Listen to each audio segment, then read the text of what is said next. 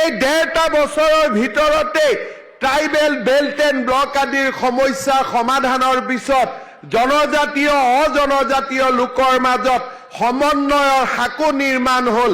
এই 1.5-2টা বছৰৰ ভিতৰতে অসমৰ সমষ্টিসমূহৰ পুনৰ নিৰ্ধাৰণৰ জৰিয়তে আমি অসমীয়া জাতিৰ ভৱিষ্যত চিৰদিনৰ বাবে সুৰক্ষিত কৰিবলৈ আমি সক্ষম হ'লো। এই 1.5-2টা বছৰৰ ভিতৰতে অসমৰ মানুহৰ মাজত থকা বেদনাসমূহ আঁতৰাই আমি অসমত এক নতুন শান্তি আৰু সমন্বয়ৰ পৰিৱেশ সৃষ্টি কৰিবলৈ আমি সক্ষম হ'লো। শ্ৰদ্ধাৰ ৰাইজ, মই বিশ্বাস কৰোঁ যে আমি বহুদূৰ ৰাস্তা যাবলৈ এতিয়াও বাকী আছে। আমাৰ বহুত কাম সন্মুখত বাকী আছে। কিন্তু যদি আমি কামবিলাক চাওঁ যে আজি জনজাতীয় অনুসূচিত OBC লোকে পঢ়িবৰ বাবে প্ৰমাণপত্ৰ ল'বৰ বাবে ভূমিপুত্ৰ পৰ্টেলত যাব পাৰে, মাটি বাৰীৰ সমস্যাৰ বাবে বসুন্ধৰাৰ পৰ্টেলত যাব পাৰে, চৰকাৰী আঁচনিৰ সুবিধা ল'বৰ বাবে দালালৰ ঘৰত নহয় কম্পিউটাৰ জৰিয়তে চৰকাৰৰ ঘৰত আবেদন কৰিব পাৰে।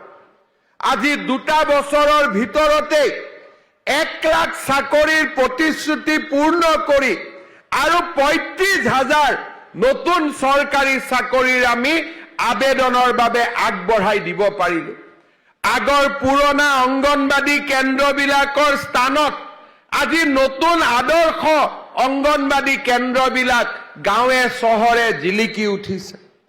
এই 1.5-2টা বছৰৰ ভিতৰতে অসমত মুখ্যমন্ত্ৰীৰ আত্মনিৰ্ভৰশীল অসম আঁচনিৰ জৰিয়তে আজি 2 লাখ নিবনুৱা ডেকা ল'ৰা ছোৱালীক বেংক আৰু চৰকাৰৰ পৰা ঋণ দিয়াৰ বাবে মুখ্যমন্ত্ৰীৰ আত্মনিৰ্ভৰ অসম আঁচনিৰ আৰম্ভ হ'ল। এই 1.5-2টা বছৰৰ ভিতৰতে আত্মসহায়ক গোটৰ মহিলা আত্মসহায়ক গোটৰ সদস্যসকলৰ বাবে প্ৰতিজনৰ বেংক একাউণ্টত 10,000 টকা দিবৰ বাবে মুখ্যমন্ত্ৰীৰ মহিলা উদ্যমিতা আঁচনিও আৰম্ভ হ'ল। আজি মাত্ৰ 1.5-2টা বছৰৰ ভিতৰতে অসমৰ আকাশৰ পৰা কলীয়া ডাৱৰ আঁতৰি আজি নতুন সূৰুজৰ প্ৰভাতে আমাৰ অসমখনক আজি আলিংগন কৰিছে। শ্ৰদ্ধাৰ ৰাইজ, এইখনেই আমাৰ সপোনৰ অসম, এইখনেই আমাৰ ভৱিষ্যতৰ অসম, যিখন অসমত মাটি বাৰীৰ কাৰণে ভায়েক ককায়েকৰ মাজত কাজিয়া নালাগে। এইখনেই অসম, যিখন অসমত দুখীয়া ব্যক্তিক কোনো মাটিৰ দালালে তেওঁৰ অধিকাৰৰ পৰা বঞ্চিত কৰিব নোৱাৰে। এইখনেই ভৱিষ্যতৰ অসম, যিখন অসমত চৰকাৰী চাকৰিৰ বাবে কোনেও এটকাও ঘোষ ল'বলৈ সাহস নকৰে। এইখনেই ভৱিষ্যতৰ অসম, যিখন অসমত ড্ৰাইভিং লাইচেন্স ল'বৰ কাৰণে দ্বিতীয় অফিচত এটকাও ঘোষ দিব নালাগে। এইখনেই অসম, যিখন অসমত ব্ৰহ্মপুত্ৰৰ ওপৰত প্ৰতি বছৰে এখনকৈ নতুন দলং নিৰ্মাণ হ'ব পাৰে। এইখনেই অসম, যিখন অসমত ঘূনাসুঁতিৰ দৰে গাঁৱক সংলগ্ন কৰিবলৈও নতুন দলঙৰ কাম আৰম্ভ হ'ব পাৰে। এইখনেই অসম, যিখন অসমত মাজুলীৰ পৰা যোৰহাটলৈ যোৱা দলং হ'ব পাৰে, মাজুলীৰ পৰা লখিমপুৰলৈও অহাৰ দলং হ'ব পাৰে। এইখনেই অসম, যিখন অসমত বগী নদীৰ পৰা মথাউৰি দি পকী ৰাস্তা দি ঢকুৱাখানা হৈ মাতমৰা হৈ মাজুলীত গৈ উপস্থিত হ'ব পাৰে। এইখনেই মোৰ নতুন অসম আৰু এইখন অসমৰ বাবে আমি কাম কৰিছো আৰু এইখন অসমকে আগুৱাই লৈ যোৱাৰ বাবে আমি সংকল্প কৰিছো। মই ৰাইজৰ আশীৰ্বাদ বিচাৰিম। কেইদিনমান পিছতেই লোকসভাৰ নিৰ্বাচন আহিব। প্ৰধানমন্ত্ৰী নৰেন্দ্ৰ মোদী ডাঙৰীয়াক আমি আকৌ এবাৰ ভাৰতৰ প্ৰধানমন্ত্ৰী পাতিব লাগিব, যাতে প্ৰধানমন্ত্ৰী ডাঙৰীয়াৰ আশীৰ্বাদত আমি অসমৰ এই নৱজাগৰণৰ যাত্ৰা অব্যাহত ৰাখিব পাৰোঁ। আজি প্ৰধানমন্ত্ৰী ডাঙৰীয়াৰ স্বপ্নৰ বাবে প্ৰধানমন্ত্ৰী ডাঙৰীয়াৰ সপোনৰ বাবে উত্তৰ পূব আৰু অসমে এই ধৰণে আমি উপকৃত হ'ব পাৰিছো। মই বিশ্বাস কৰোঁ যে আমাৰ ৰাইজৰ যি এক নতুন অসমৰ কল্পনা আছিল, সেই কল্পনাবোৰ আমি লাহে লাহে বাস্তৱত ৰূপায়িত কৰিছো।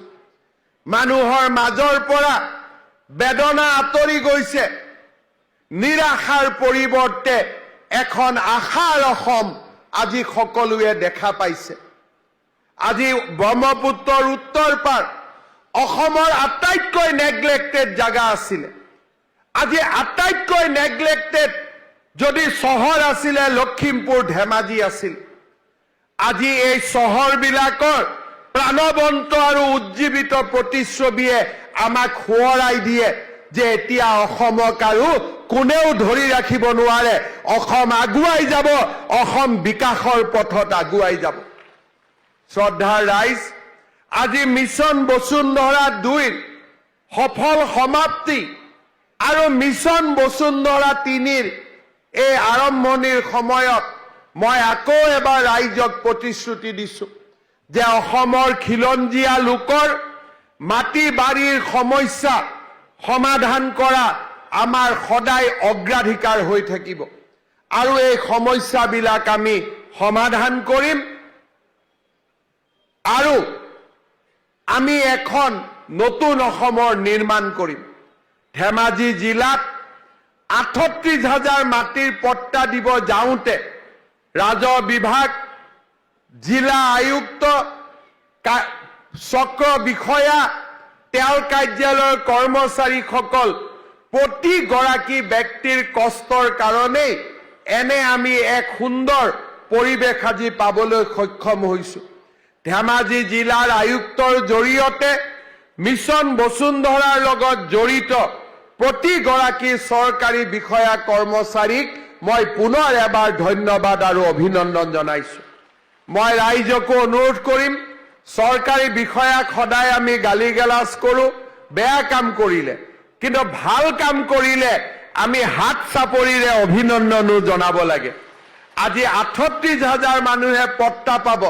কাৰ কাৰণে? আমাৰ চৰকাৰী বিষয়া কৰ্মচাৰীয়ে কৰা ভাল কামৰ বাবে।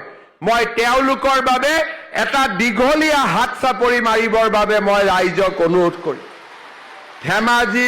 ধেমাজিৰ বিধায়ক মন্ত্ৰী ৰণোজ পেগু ডাঙৰীয়া আৰু লখিমপুৰৰ সাংসদ প্ৰদান বৰুৱা ডাঙৰীয়াৰ ৰাজনৈতিক নেতৃত্বৰ কাৰণে আজি ধেমাজি জিলা নতুন ৰূপত উদ্ভাসিত হ'ব পাৰিছে।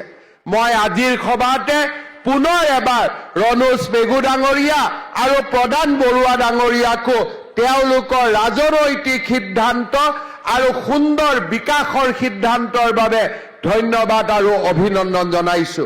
ৰাইজেও এটা দীঘলীয়া হাত চাপৰি মাৰক। শ্ৰদ্ধাৰ ৰাইজ, মই এতিয়া দুটা সৰু সৰু কথা কৈ সামৰণি মাৰিব খুজিছো। প্ৰধানমন্ত্ৰীৰ কৃষক সন্মান নিধি, এই কৃষক সন্মান নিধিৰ জৰিয়তে প্ৰতিগৰাকী কৃষকে 2,000কৈ টকা 4 মাহৰ মূৰে মূৰে পায়, অৰ্থাৎ বছৰত 6,000 টকা পাব পাৰে। এই টকা প্ৰধানমন্ত্ৰীয়ে কিয় দিয়ে? যাতে কৃষকসকলে খেতি পথাৰত তেওঁলোকৰ খেতি কৰিবলৈ যাওঁতে সাৰ বা যিখিনি ইনপুট লাগে সেইখিনি যাতে কিনাত সকাহ হয়। ইয়াৰ এটা কণ্ডিশ্যন আছিলে যে মাটিৰ পট্টা বা মাটিৰ অধিকাৰ সেই পৰিয়ালটোৰ থাকিব লাগিব। আমি মাটিৰ পৰিয়ালৰ যিটো পট্টা তাৰ সূত্ৰ বা ডেফিনেশ্যন আমি বহুত সংশোধন কৰিছো।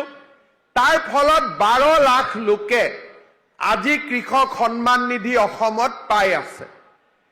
এই 38,000 পৰিয়াল যোনে নেকি আজিৰ মাটিৰ পট্টা পাব আৰু তেওঁলোক কৃষক, যদি কিবা কাৰণত কৃষক সন্মান নিধি পাই থকা নাই, মই ৰণোজ পেগু ডাঙৰীয়া, প্ৰদান বৰুৱা ডাঙৰীয়াক অনুৰোধ কৰিম যে আপোনালোকে এই ফৰ্মখন তেওঁলোকৰ হাতত উপলব্ধ কৰোৱাৰ বাবে চেষ্টা কৰক, যাতে আমি ধেমাজি জিলাৰ সকলো পৰিয়ালক কৃষক সন্মান নিধিৰ সৈতে জড়িত কৰিব পাৰোঁ।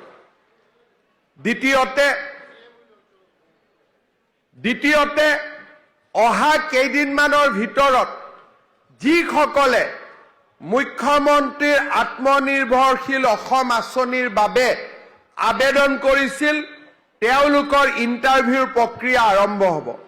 মই আমাৰ জিলা